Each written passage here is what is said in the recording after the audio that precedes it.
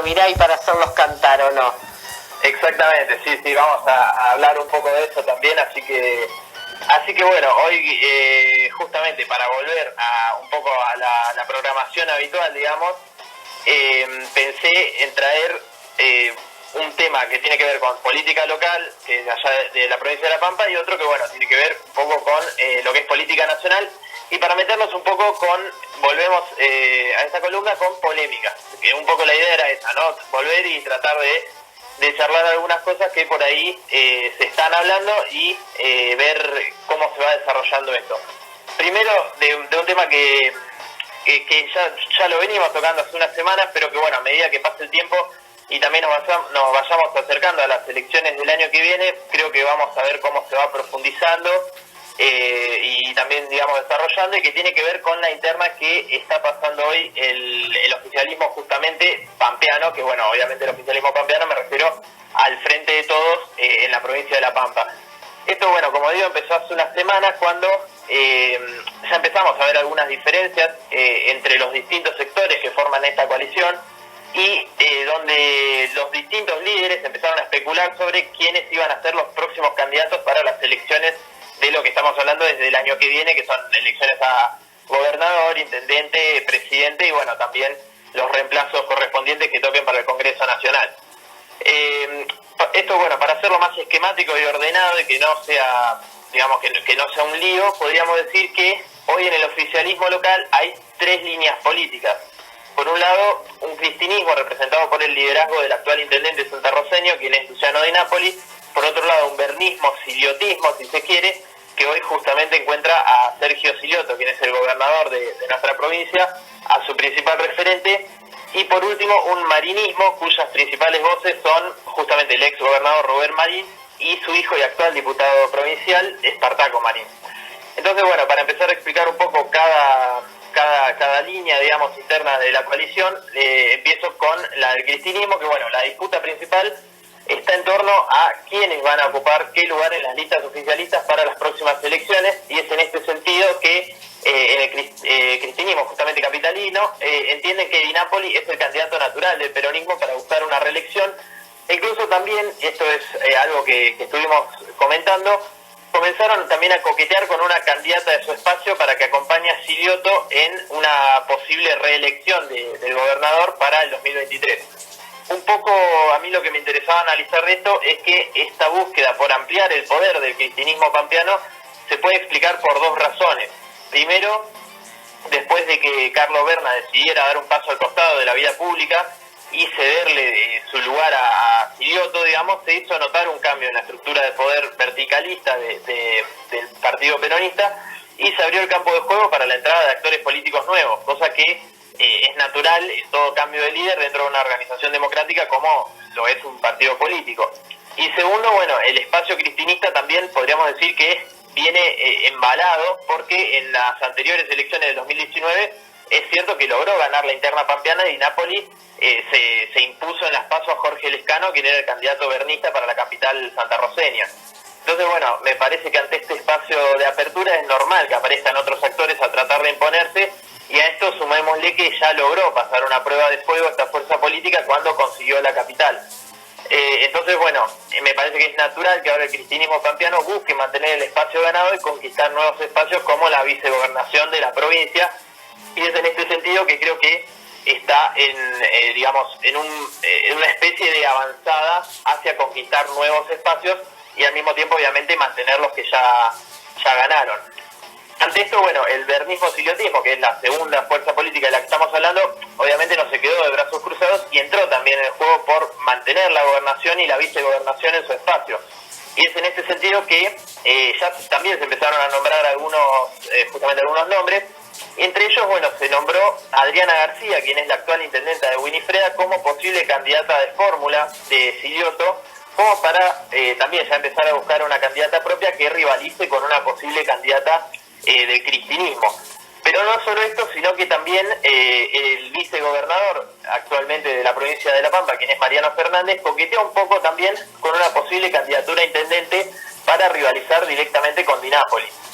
Ahora, yo por mi parte veo lejos que Fernández tenga intenciones reales de ser intendente, sino que bueno, me parece que lo que busca es un poco mostrar al espacio bernista, siliotista, como un espacio que no va a dejar los lugares de poder que hoy concentra, y creo que podemos leer ambos hechos como dirigidos hacia un mismo objetivo. O sea, que la gobernación y vicegobernación sigan siendo controlados por este espacio del bernismo-siliotismo y dejarle la capital al cristinismo. Por último, que es la última... ¿Pero a dónde fuerza. iría a parar Mariano Fernández? Porque ahora, digamos, con el cupo, Silioto, si vuelve a reelegirlo, ya no lo puede llevar a Mariano Fernández como vicegobernador.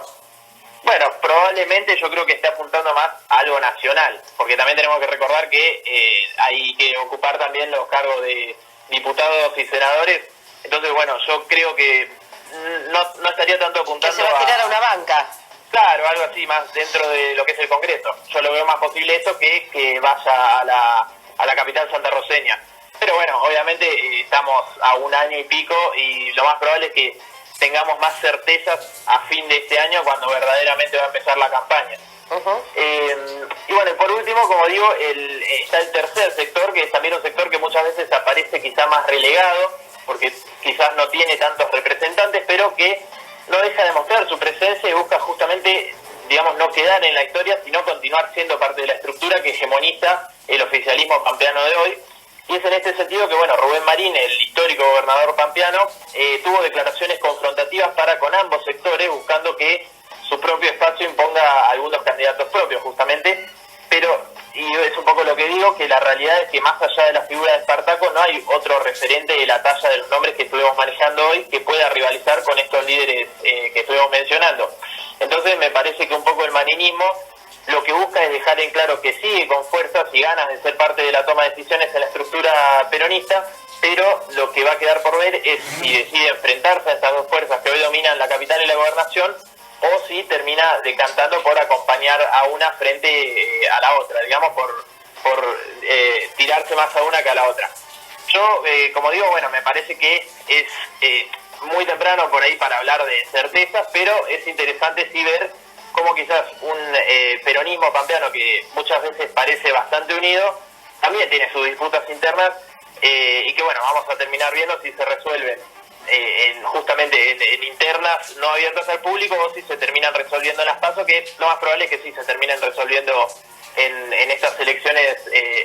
de las PASO, porque bueno, es el modus operandi normal que tiene el Partido Peronista en La Pampa y es la forma también más democrática de resolver estas disputas internas dentro de lo que son los partidos políticos. Bueno, y eso es por el lado local, y también quería hablar de otro tema que tiene que ver también con unas internas a nivel nacional, pero que se estuvo desarrollando toda esta semana pasada, que bueno, yo no estuve participando de la columna, que tiene que ver con una interna justamente que explotó dentro de Juntos por el Cambio a partir de unas declaraciones que salió a decir la exdiputada nacional Elisa Carrió. No, en las declaraciones en sí no voy a ahondar porque creo que no importa tanto el contenido de lo que se dijo, sino la forma y los objetivos que tuvo esta acción pública. Entonces, bueno, en este sentido yo lo que quiero destacar son dos cosas que me parecen dar cuenta de las razones detrás de lo dicho. Por un lado, bueno, hay que hacer notar que algo bastante interesante, Carrió le pegó a toda la coalición prácticamente, desde el espacio del radicalismo hasta dirigentes del PRO, a todos menos a Mauricio Macri. Entonces, bueno, esto creo que puede leerse como la búsqueda de embarrarle la cancha a los distintos líderes que buscan ser candidatos a presidente en las elecciones que vienen y que un poco ante la caída de la popularidad de Macri, quien fue el anterior líder de la coalición, buscan imponerse y hegemonizar la coalición para su propio beneficio. Entonces, bueno, en este sentido, uno de los principales apuntados por Carrió fue el actual gobernador de Jujuy, Gerardo Morales, que está hace un tiempo coqueteando con la idea de que el radicalismo tiene que liderar la coalición de Juntos por el Cambio y reemplazar en ese papel al PRO que, digamos que durante la presidencia de Macri logró hegemonizar esa coalición y quitarle prácticamente todos los espacios de poder al radicalismo. Otro que también fue bastante apuntado por Carrió y que también viene haciéndole un poco la contra a Macri fue Horacio Rodríguez Larreta, que obviamente es el actual jefe de gobierno porteño, quien ya desde hace un tiempo, como digo, busca reemplazar el liderazgo del PRO a Macri y hace un tiempo se mostraba pisando bastante fuerte para una posible candidatura presidencial, pero bueno, ante esta nueva movida, digamos, del ala más dura del PRO, un poco, bueno, se tuvo que replegar y replantearse algunas cosas. Incluso también tuvo una polémica bastante fuerte acá en la ciudad de Buenos Aires, dentro de lo que es la legislatura porteña, cuando la coalición cívica, que es el partido justamente de Elisa Carrió, empezó a hacerle la contra al larretismo a partir del escándalo del acarreo, que bueno, nosotros estuvimos hablando hace un tiempo también, que básicamente como que se unió la coalición cívica, la izquierda, Libertad Avanza, o sea, todo lo que es la oposición al larretismo. Bueno, coalición cívica no sería oposición, pero en este caso se ubicó un poco como la oposición, y la idea un poco era quitarle este negocio de los acarreos. Entonces bueno, Larreta tuvo ahí que hacer una movida un poco, digamos, sobre la marcha, que tuvo que ver con revisar los contratos con las empresas del acarreo, que bueno, estuvimos diciendo que eran contratos que no se revisaban hace 20 años. Bueno, todo esto lo dejó un poco en offside a Larreta, y creo que forma un poco parte de esta operación, digamos, de volver a marcarle un poco la cancha y cuáles son las distintas fuerzas que están dentro de la coalición de Juntos por el Cambio, que no la va a tener nada fácil, digamos, para enfrentarse en una posible candidatura presidencial. Entonces un poco me parece que la primera motivación puede resumirse en la vuelta al protagonismo partidario de un Mauricio Macri, que se había salido un poco de la mirada pública cuando perdió la reelección en el 2019,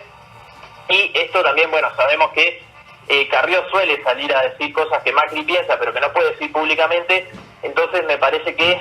las declaraciones se pueden leer un poco como Macri diciendo que sigue siendo el líder de la coalición y que es el único candidato que puede enfrentarse a lo que es el kirchnerismo, digamos. Y acá está un poco también el segundo objetivo, me parece, de las declaraciones de Carrió, que tiene que ver con que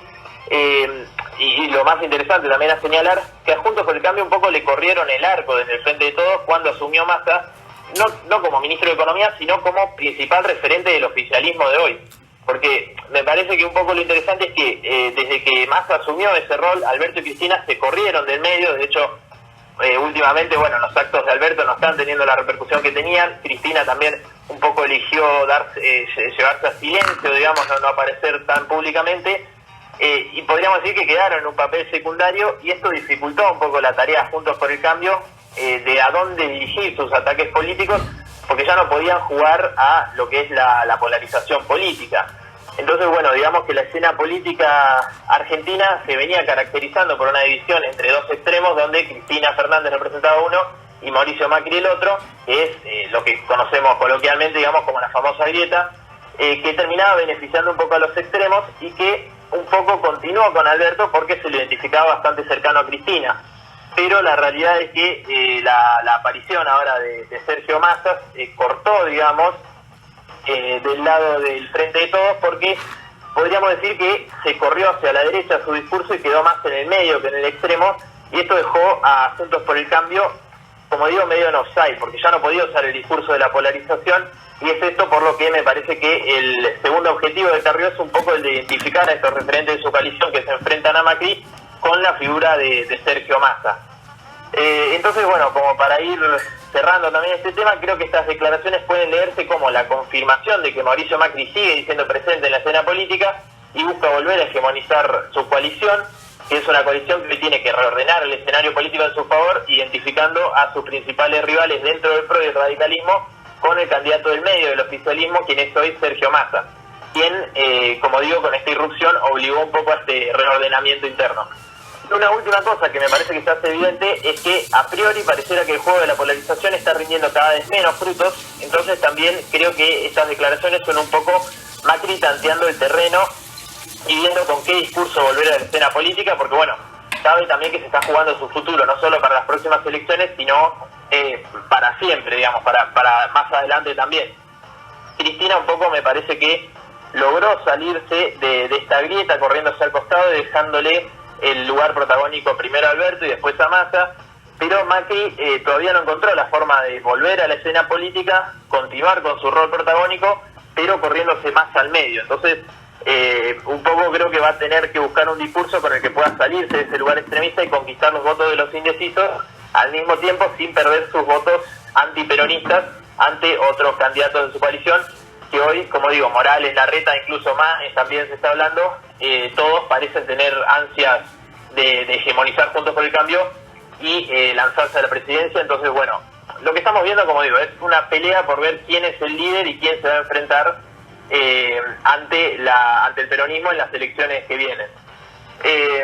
Así que bueno, eso es los temas de hoy. Y para cerrar la columna, ahora sí tocamos el tema de San Martín. Como digo, no os voy a cantar, pero recordamos que se cumplen 172 años de la muerte de justamente del general José de San Martín, motivo por el cual se celebra el feriado nacional cada 17 de agosto.